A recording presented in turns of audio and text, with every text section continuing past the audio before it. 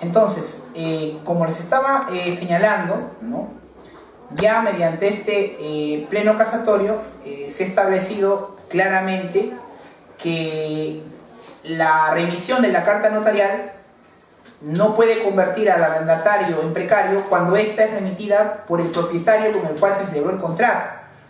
Más, sí puede darse la situación de convertir al arrendatario en precario cuando la remisión de la carta obedece por el nuevo propietario o el adquirente del bien sobre el cual el arrendatario tiene la posesión del bien. Pero eso lo vamos a aclarar más cuando veamos concretamente los criterios establecidos en el pleno casatorio correspondiente.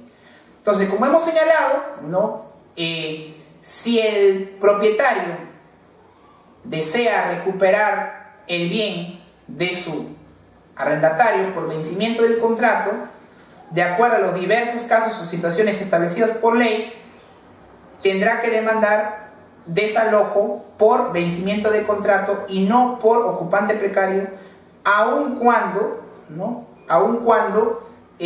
haya remitido una carta notarial correspondiente. Siguiente pregunta. Dice, el requisito de posesión pacífica que prevé el artículo 950 del Código Civil para usucapiar un bien inmueble se interrumpe si el propietario registral del bien interpone demanda de reivindicación, desalojo u otra que pretenda su restitución contra el poseedor, ya que ya cumplió el tiempo requerido para usucapiar. Muy bien, lo que nos plantea es qué pasa, ¿no?, en el tema del proceso, mejor dicho, del tiempo en el cual una persona requiere para usucapiar, es decir, para adquirir un bien por prescripción. ¿Y qué pasa si el propietario registral interpone una demanda, dice, cuando ya se cumplió el tiempo? Si ya tengo 10 años y el año 11 me interpone una demanda de reivindicación, desalojo, ¿no?, u otra que pretende la restitución del bien, dice. En esos casos, ¿no?, ¿cuál debe ser el criterio a tomar en cuenta? La posición que se ha tomado en este caso es el siguiente. Dice, no se interrumpe la posesión pacífica, dado que el requisito de pacificidad o posesión pacífica se habría configurado al cumplirse el plazo señalado por ley para adquirir el bien mediante la usucapio, sea ordinaria o extraordinaria. Por tanto, una acción posterior no configura la perturbación de la posesión.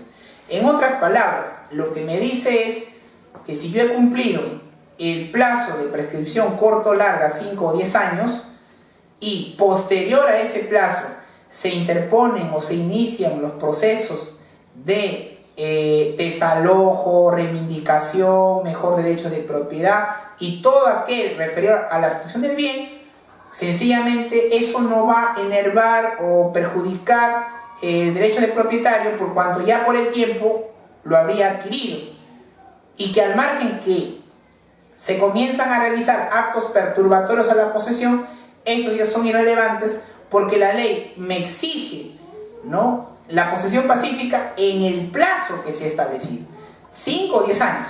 Se produce a los 10 años y un día, sencillamente ya no impediría, ¿no?, el reconocimiento del derecho de propiedad en virtud a la posesión del bien por el transcurso del tiempo. Tercer supuesto, dice, en el supuesto que dentro de los procesos de reivindicación la parte demandante no acredite la propiedad de la fábrica levantada sobre el terreno cuyo dominio ha probado tener, y la parte demandada tampoco alega ni acredita la propiedad de tal construcción sobre el terreno ajeno, ¿se podrá declarar fundada la demanda? A ver, tenemos una demanda de reivindicación por parte de un propietario y este demandante, propietario del terreno, no ha acreditado la propiedad de la fábrica. Y su demandado, quien se encuentra en posesión del bien, tampoco ha probado la propiedad de la construcción sobre el terreno. Pues en este caso la pregunta que se hace es, ¿cómo se debe declarar la demanda de reivindicación?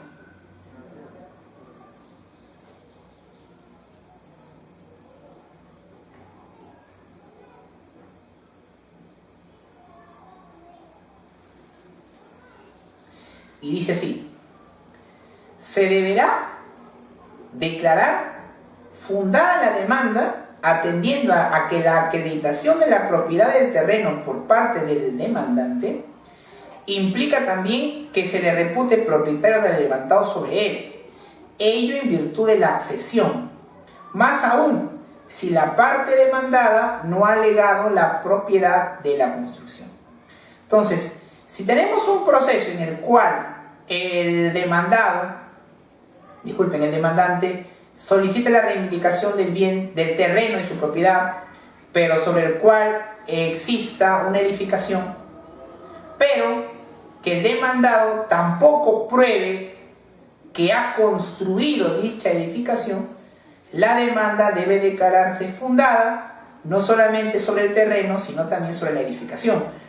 La controversia o la interpretación que se podría dar en este caso es el siguiente: ¿y qué pasa si el demandado acredita la propiedad del bien?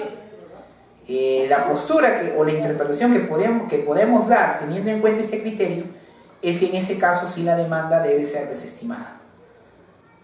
¿Y por qué debe ser desestimada? Porque no se puede, sería jurídicamente imposible que en un proceso de reivindicación el juez ordene la restitución del terreno sin que no se determine qué va a pasar con la edificación. Sería en una demanda, es decir, la pretensión de reivindicación en ese caso sería jurídicamente imposible, teniendo en cuenta que el demandado ha acreditado la titularidad de la edificación en ese supuesto, ¿no? Entonces, ¿la regla cuál es? Si demando reivindicación y existe una edificación, pero el demandado no ha probado que ha realizado la construcción, la demanda debe ser declarada fundada aplicando lo que es el derecho de accesión del suelo sobre la construcción. Un cuarto y último tema dice: ¿puede el juez de oficio declarar la nulidad del acto jurídico de compra-venta al existir una causal manifiesta de nulidad en un proceso en el cual se busca otorgar la eficacia al acto jurídico nulo, pero que todavía no ha sido declarado como tal? A ver, nos ponemos en un supuesto. ¿Qué pasa si en un proceso judicial se está demandando cumplimiento de contrato de compra-venta, por ejemplo, ¿no?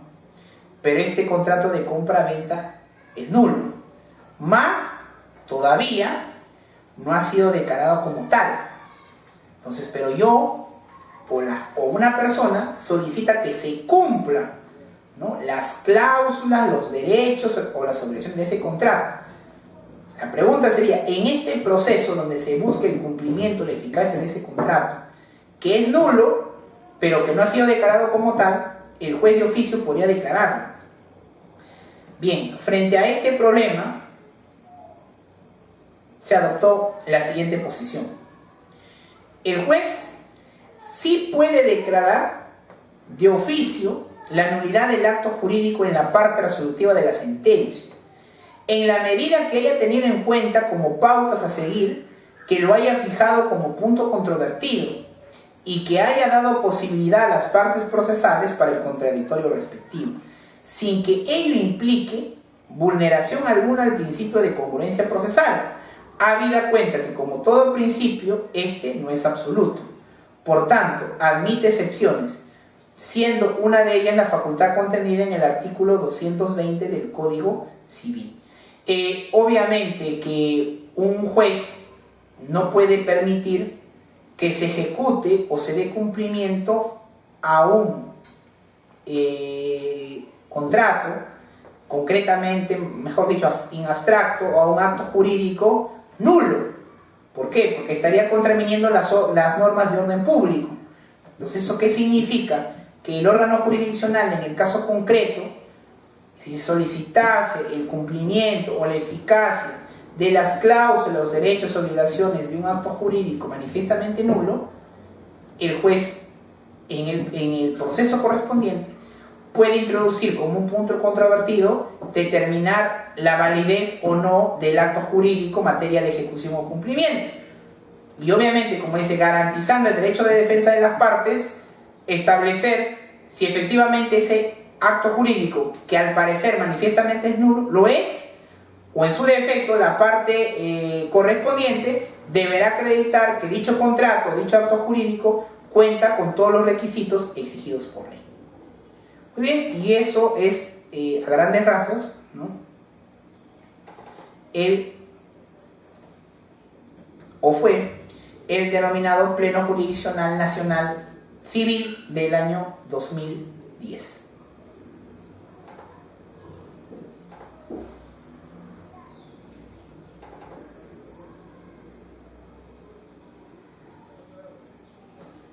Vamos a continuar.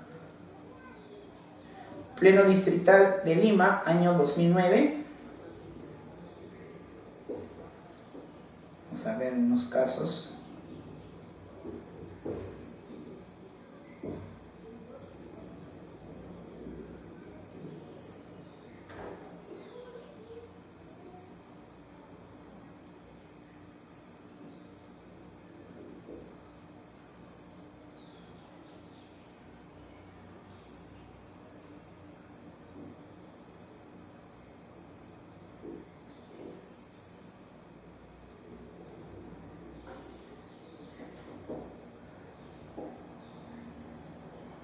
Vamos a ver este caso.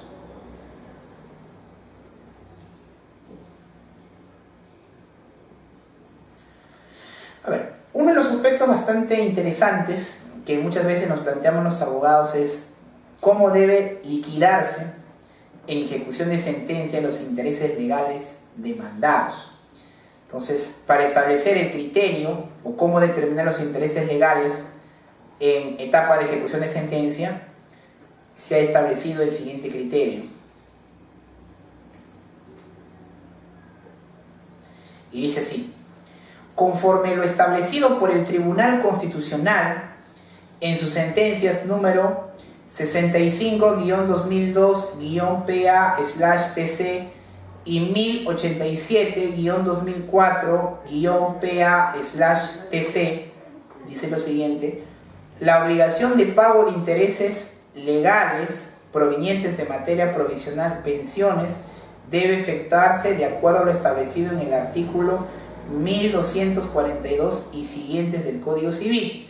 Es decir, se debe pagar el interés legal no capitalizable. Muy bien, ese es básicamente este caso, ¿no?, que he querido compartir con ustedes, básicamente sobre el tema de los intereses legales, ¿no?, y cómo liquidarlos cuando se trate de una ejecución de sentencia.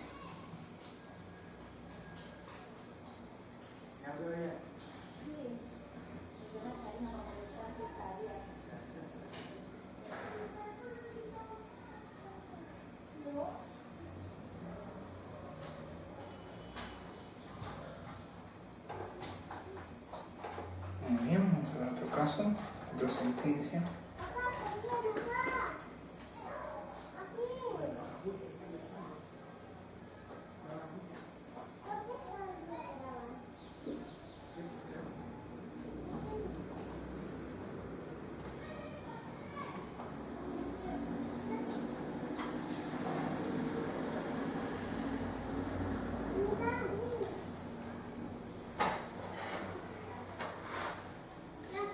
El otro es el Pleno Distrital del Callao del año 2009, ¿no?, que asumió algunos temas concernientes a lo que es la reivindicación y lo que es la accesión. Y vamos a ver lo siguiente. Dice: La primera pregunta que se plantea es si procede la acumulación de pretensiones de reivindicación como pretensión principal y la accesión como pretensión accesoria. O, frente a esta postura, señalar también que o no se pueden acumular las pretensiones de reivindicación como principal y de accesión como accesoria, sino como principales autónomas ambas. Bien, frente a esto,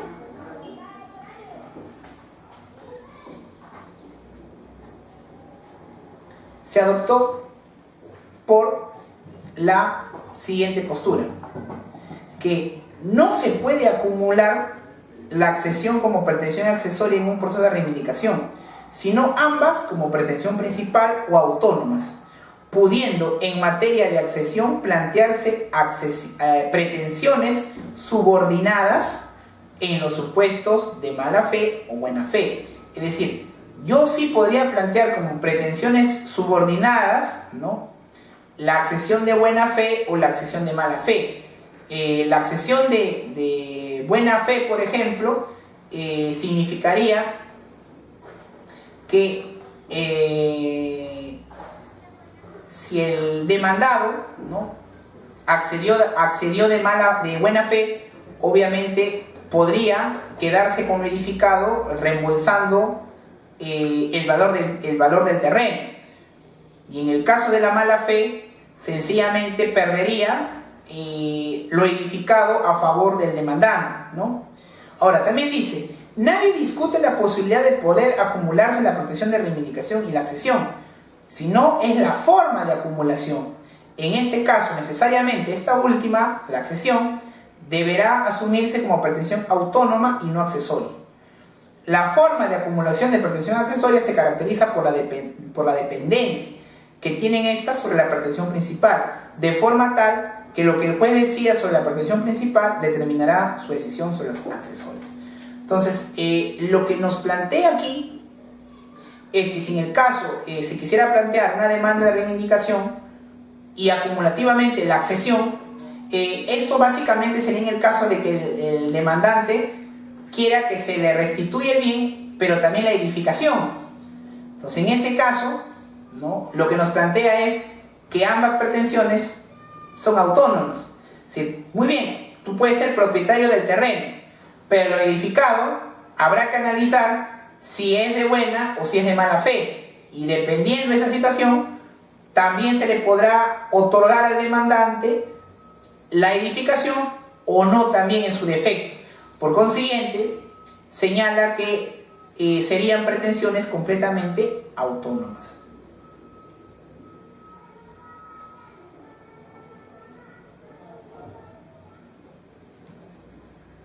Bien, y eso básicamente es fue el pleno distrital del Callao en el año 2009.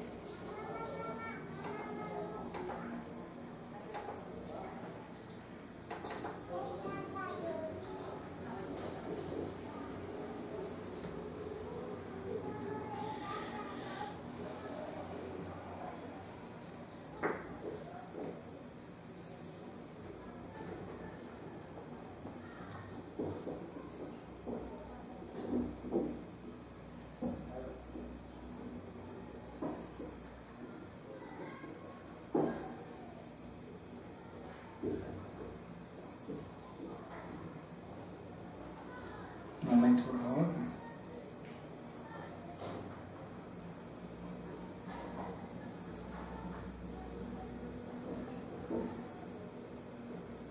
A ver, vámonos a ir al Pleno Jurisdiccional de la Libertad el año 2009.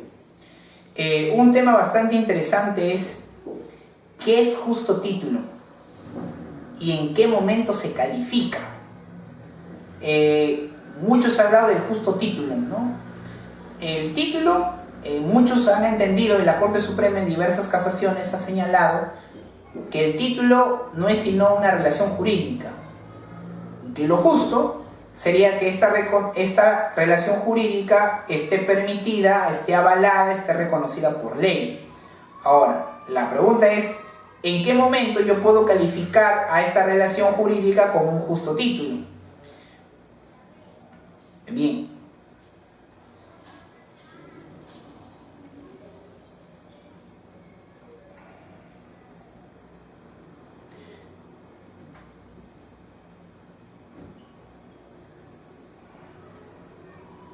Frente a esta postura, ¿no?, el criterio que se ha asumido es el siguiente. Dice, aunándose a la doctrina uniforme sobre el particular, se concluye que por justo título debe entenderse a todo título legal que transmite el derecho de propiedad, pero que resulta imperfecto, puesto que el transferente no es el propietario legítimo.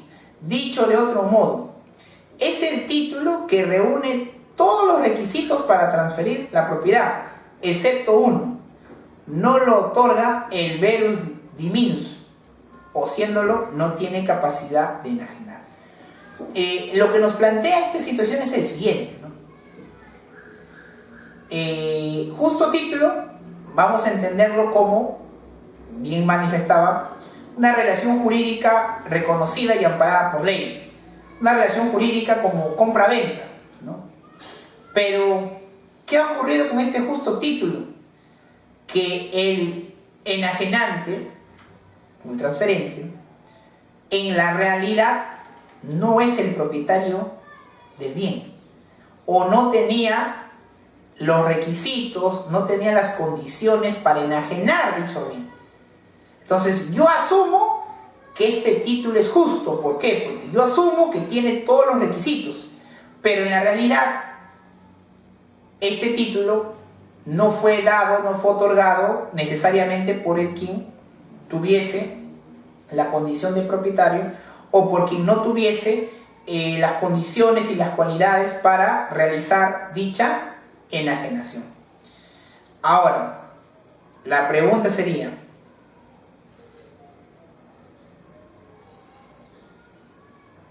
¿en qué momento se califica? ¿En qué momento se puede hablar de un justo título propiamente? La mayoría ha entendido que justo título se va a entender o se va a calificar al momento de sentenciar, es decir, luego del proceso de valoración de la prueba y al pronunciar sentencia de mérito. Es decir, para que estemos frente a un justo título propiamente dicho, en otras palabras, debe haber una sentencia de mérito. Es decir, en un proceso judicial se debe declarar que ese documento o ese acto jurídico o esa relación jurídica es un justo título. Y el único que podría, mejor dicho, el único que puede determinar si un título es justo o no, es un juez. Es decir, del órgano jurisdiccional va a depender si efectivamente ese título es justo o no lo es. Caso contrario, sencillamente, ¿no?, estaremos frente a un justo título, pero sin consecuencia o relevancia jurídica más que cuando lo haga un determinado órgano jurisdiccional. Muy bien, y ese es el caso más palpable en lo que fue el Pleno Distrital de La Libertad el año 2009.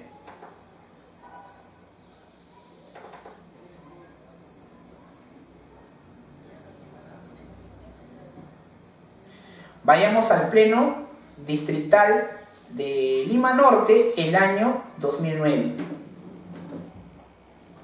El Pleno Distrital de Lima Norte el año 2009 también nos va a plantear casos bastante interesantes, que son los siguientes.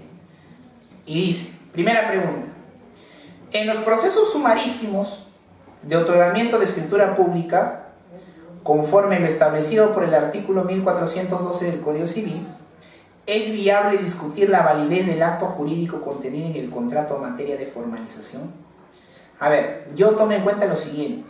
Si yo voy a demandar un otorgamiento de escritura pública es porque, en principio, asumo la idea o la postura de que el contrato sobre el cual estoy solicitando su formalización es válido. Y por consiguiente, estoy solicitando al juez, ¿no?, que se me otorgue la escritura pública correspondiente. Ahora, yo me pregunto, si en ese proceso es viable, es razonable que se discuta la validez de dicho acto jurídico sujeto a formalización. Bien, para esto es importante lo establecido en este pleno.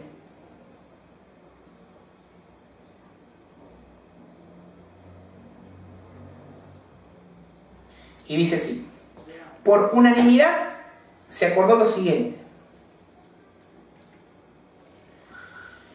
los procesos sumarísimos de otorgamiento de escritura pública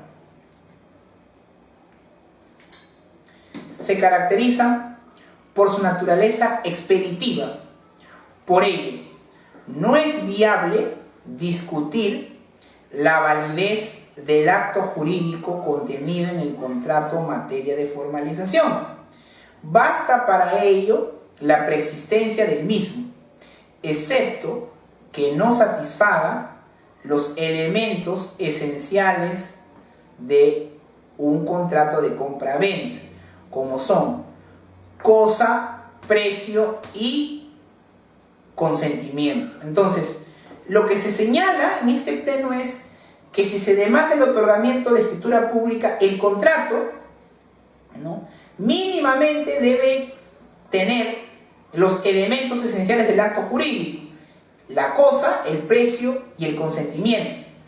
Ahora, si nos ponemos un poco a pensar, ¿no?, nosotros ya hemos visto en otro pleno también justamente que no obstante este acto jurídico que va a ser objeto de una demanda o de un proceso de otorgamiento de escritura pública, de oficio podría ser declarado nulo por el juez, pero como bien dijimos, siempre y cuando sea introducido como uno de los puntos controvertidos en el proceso, y que además obviamente se le permita a las partes ejercer su derecho de defensa, ¿no? Entonces, la regla va a ser que en un proceso de otorgamiento de escritura pública el juez va a presumir que es un contrato válido y que por consiguiente se está solicitando su formalización, pero que no obstante deba reunir requisitos mínimos de validez para obviamente determinar una sentencia de mérito en ese caso.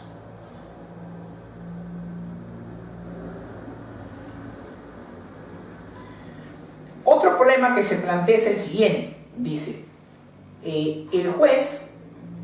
es posible que el juez declare la nulidad de un acto jurídico por una causal distinta a la invocada en el petitorio de la demanda. Muchos dicen quizás se van a contravenir las reglas, ¿no?, en relación a que el juez no puede pronunciarse más allá, ¿no?, del petitorio, ¿no? Entonces, frente a este planteamiento, ¿no?, también se ha adoptado la siguiente posición. Dice, si es posible, ¿ya?, que el juez declare la nulidad de un acto jurídico por una causal distinta a la invocada por la parte demandante, pues en aplicación de lo dispuesto por el artículo 7º del título preliminar del Código Procesal Civil, que precisa que el juez debe aplicar el derecho que corresponde al proceso, aunque no haya sido invocado por las partes o lo haya sido erróneamente, debiendo en el caso no fundar su decisión en hechos diversos a los alegados por las partes. Entonces, lo que nos está señalando en este caso es el siguiente, ¿no? Nos dice, en este caso, ¿no?, si es posible que un juez declare la nulidad de un acto jurídico, no obstante la causal no sea la correcta, no sea la correcta y que fuera invocada por la demandante, ¿no? A ver, vamos a partir de una premisa. La pretensión no va a cambiar. La pretensión es declarar la nulidad de un acto jurídico, declarar la ineficacia de un acto jurídico. Pero la causal para la nulidad puede hacer que la parte demandante la haya invocado erróneamente. Entonces, lo que hace el juez, como bien señala, es aplicar el artículo 7º del título preliminar del Código Civil, que señala que el juez puede aplicar, ¿no?, el derecho correctamente. Entonces, si el derecho correctamente implica otra causal, en ese caso no se está desnaturalizando ni tampoco perjudicando ningún derecho, ¿no? En este caso concreto del demandante, en relación a su pretensión. La pretensión fue, y materia de discusión, es la nulidad del acto jurídico, pero que la causal invocada puede ser que sea errónea.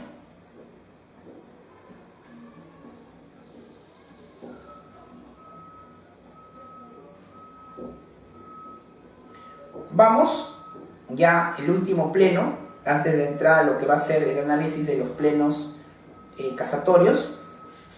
El segundo pleno es el pleno distrital de Ica, el año 2009.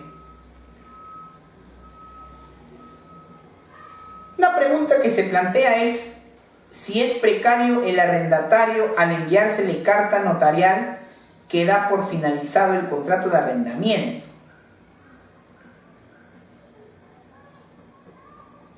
Como ya hemos señalado, ¿no?, en otros plenos también justamente sobre ese particular, y obviamente el pleno de Ica también asume dicha postura, no deviene en precario el arrendatario al enviársele la carta notarial que da por finalizado el contrato de arrendamiento. En otras palabras, ¿no?, el propietario arrendador no puede convertir al arrendatario, a su arrendatario, en precario, aun cuando le remita la carta notarial. La figura o la posibilidad o el acto de convertir al arrendatario en precario mediante la carta notarial sí podría ser el caso de que se produjera un nuevo propietario o adquirente del bien, en cuyo caso sí es posible esta situación, mas no que el arrendador propietario declare o convierta a su arrendatario en precario.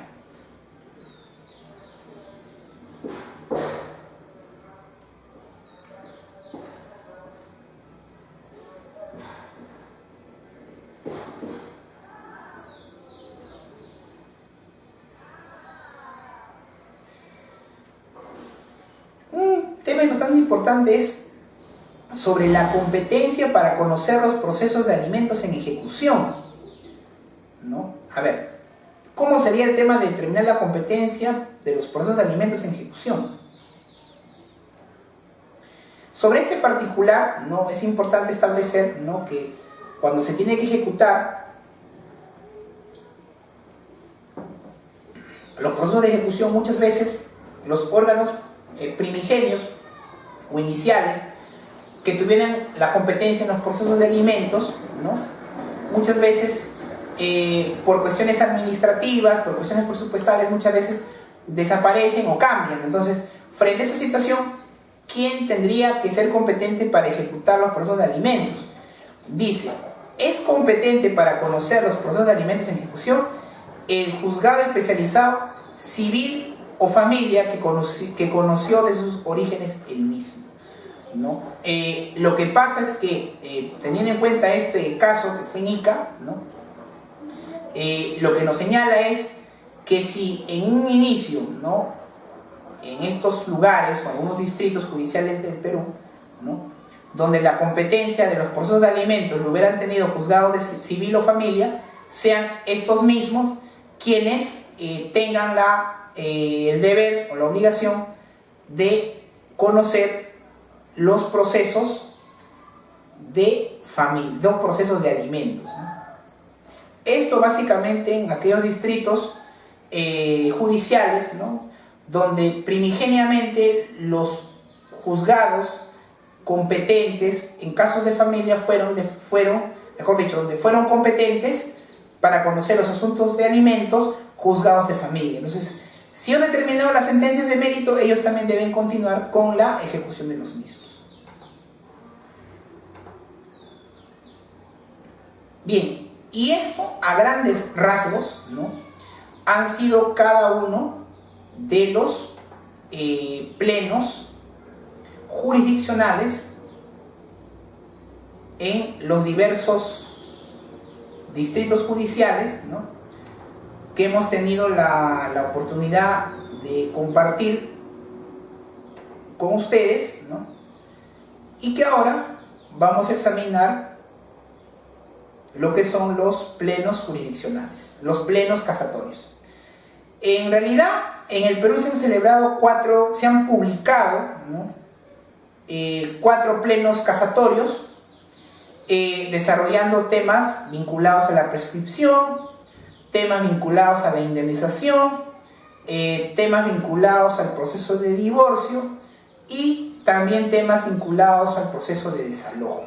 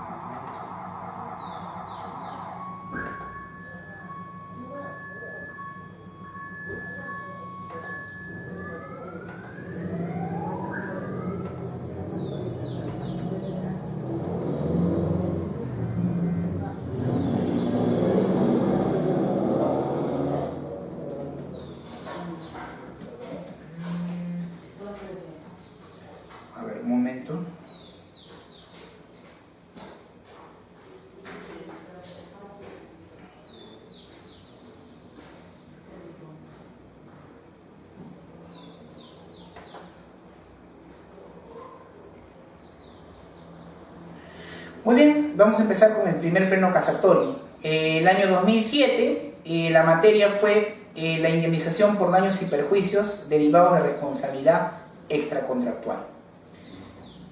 Este pleno fue sumamente interesante porque básicamente fija las reglas sobre lo que es la responsabilidad extracontractual.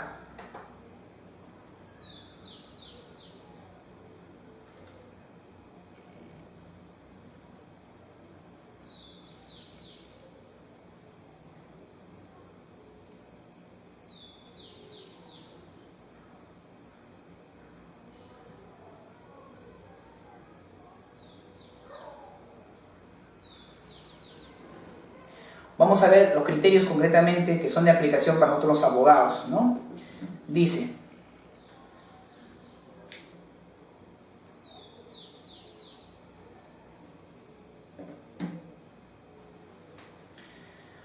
como se previene en el artículo 443, resulta procedente la excepción de conclusión del proceso por transacción si concurren los dos siguientes requisitos.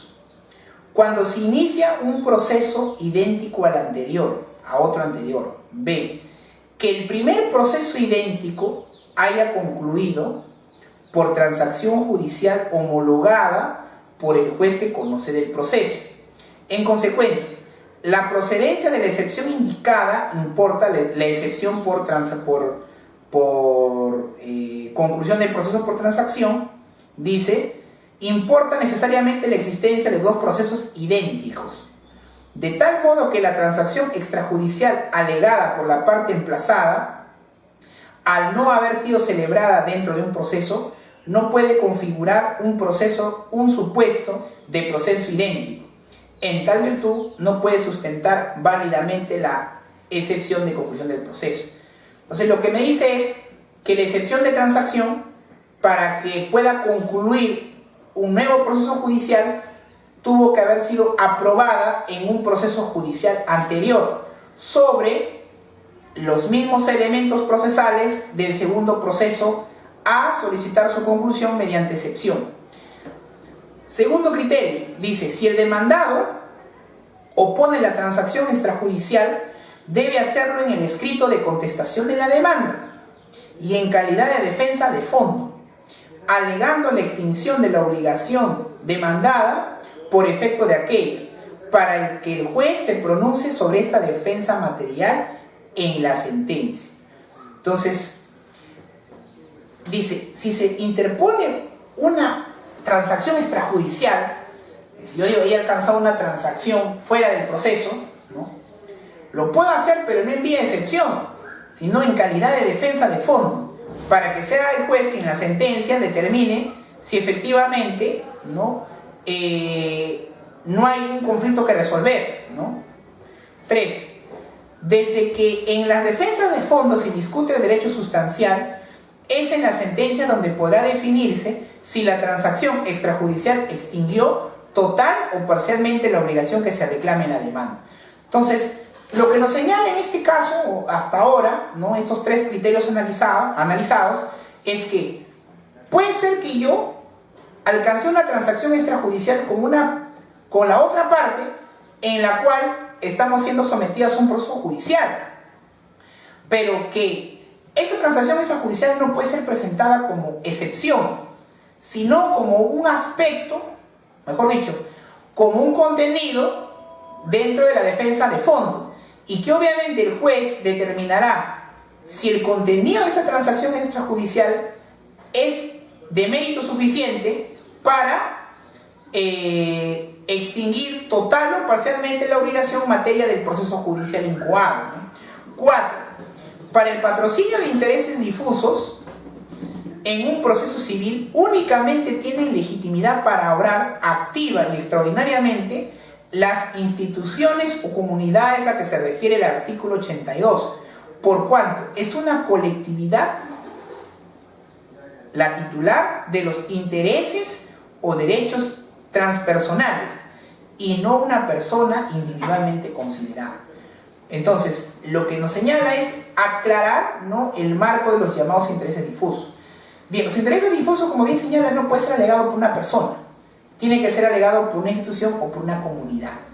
Y eso obviamente porque la comunidad o la institución determinaría, ¿no?, que el derecho que se está invocando pertenece a un grupo de personas y no a una persona en particular. Y finalmente, el criterio quinto que se establece en este pleno es que, si bien cuando se declara fundado el recurso de casación por una causal error improcedendo, se debe reenviar la causa a la instancia pertinente para que el juzgador subsane el vicio procesal encontrado y emita nueva decisión a tenor de lo dispuesto en el artículo 396 del CPC. Sin embargo, se advierte un vacío normativo para el supuesto de que en sede casatoria se ampare o desampare una de las excepciones previstas en el artículo 446 del mismo cuerpo legal o una defensa previa. Ante tal vacío, debe integrarse la norma procesal aplicando los principios de dirección, economía y celeridad procesal y procederse a emitir pronunciamiento en sede de instancia sobre la procedibilidad o fundabilidad de las excepciones y defensas previas.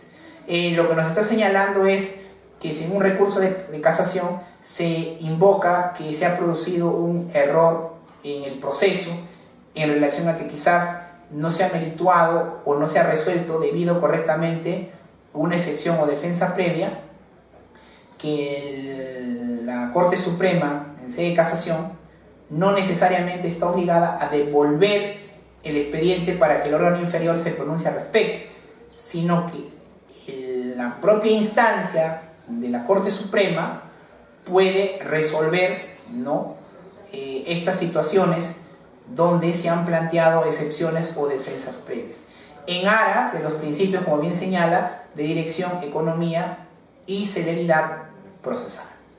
Muy bien, y esto, a grandes rasgos, como hemos podido señalar, son las reglas establecidas básicamente en el caso de la transacción judicial, extrajudicial, las reglas en relación a los intereses difusos y a lo que es los errores improcedendo en el caso del recurso de casación.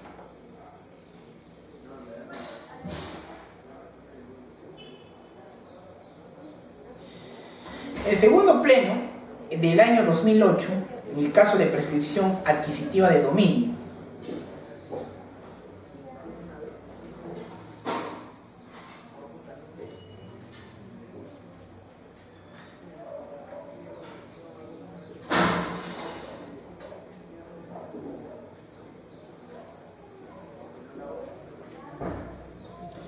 bien, sobre este caso, ¿no?, es necesario establecer la siguiente doctrina jurisprudencial vinculante en relación a la prescripción adquisitiva. Y es lo siguiente: la correcta interpretación del artículo 950 del Código Civil debe hacerse en el sentido que nada obsta, nada impide que dos o más coposeedores homogéneos puedan usucapir, puesto que de ver amparada su pretensión devendrían en copropietarios, figura jurídica que está prevista en nuestra legislación. Entonces, lo que plantean es que no es necesario, ¿no?, que solamente la pretensión de prescripción adquisitiva se le reconozca en todos los casos a una persona, sino que varias personas conjuntamente podrían solicitar la declaratoria de propiedad por usucapión. Y bajo este supuesto, el juez, de cumplir estas dos o más personas, los supuestos exigidos por ley, nada obsta, nada impide para que el juez, en una sentencia de mérito, declare propietario a estos poseedores. Porque, como bien señala este pleno, existe en nuestra institución la figura de la copropiedad. Entonces, si hay dos o más coposeedores sobre un bien, también por prescripción, estos coposeedores también podrían ser declarados copropietarios del bien. Eso básicamente en el segundo pleno en relación a la prescripción adquisitiva.